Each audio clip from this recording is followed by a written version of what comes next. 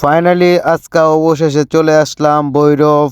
তো আজকে ভৈরব ব্রিজের উপর দিয়ে আমরা যাচ্ছি।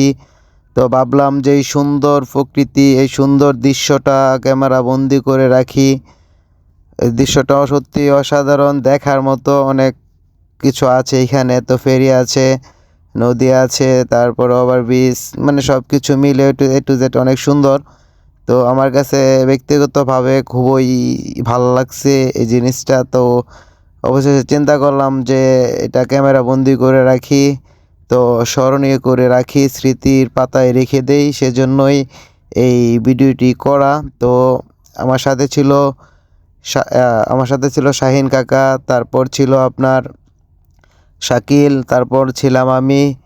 তো আমরা ঘুরতে আসছিলাম আশুগঞ্জ ব্রাহ্মণবাড়িয়া এলাকায়। তারপর ওইখান থেকে আসার পথে ভৈরব ব্রিজের উপর দিয়ে আমরা আসতেছিলাম। তো এই চারদিকটা সত্যি অসাধারণ, দেখার মতো ছিল। তো পরিবেশটা তো দেখেন আপনারা, সত্যি আপনাদের কাছেও ভালো লাগবো।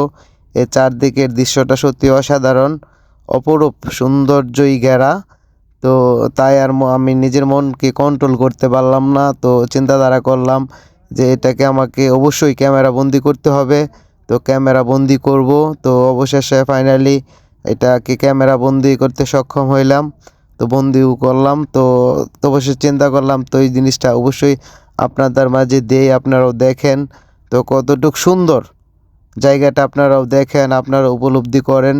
যদি কোনো সময় আসেন অবশ্যই আপনারা এই দৃশ্যটা দেখতে পারবেন নিজের চোখে।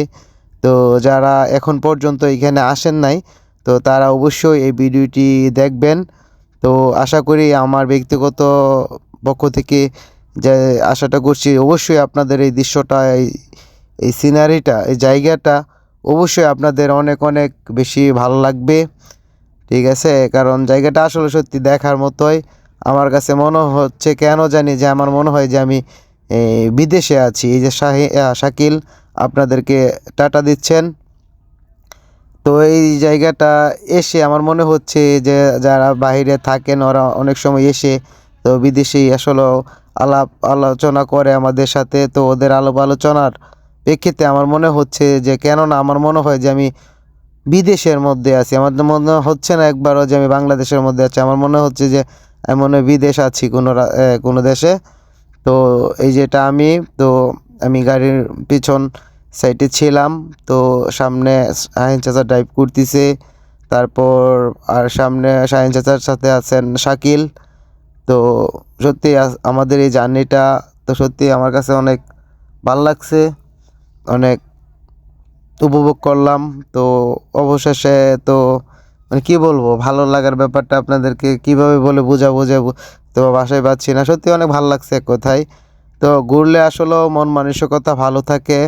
তো এই জন্যই মাঝে মাঝে ঘুরতে হয়। প্রত্যেকেই ঘুরতে আসলে অনেকেই পছন্দ করেন, তার মধ্যে আমি একজন, যে ঘুরতে অনেক বেশি বেশি পছন্দ করি। তো ঘোরার খুবই ইচ্ছে। তো মন চাই খালি পাখির মতন উঠতে আর ঘুরতে। তো সেজন্য আর কি ঘুরলাম। তো সবাই ভালো থাকবেন, সবাই সুস্থ থাকবেন, সবার জন্য শুভকামনা। আল্লাহ হাফেজ। হয়তোবা নতুন কোনো আর ভিডিওতে আপনাদের সাথে দেখা হয়ে যাবে ইনশাল্লাহ। ততক্ষণ অবধি সবাই ভালো থাকেন, সুস্থ থাকেন। Tata, bye bye.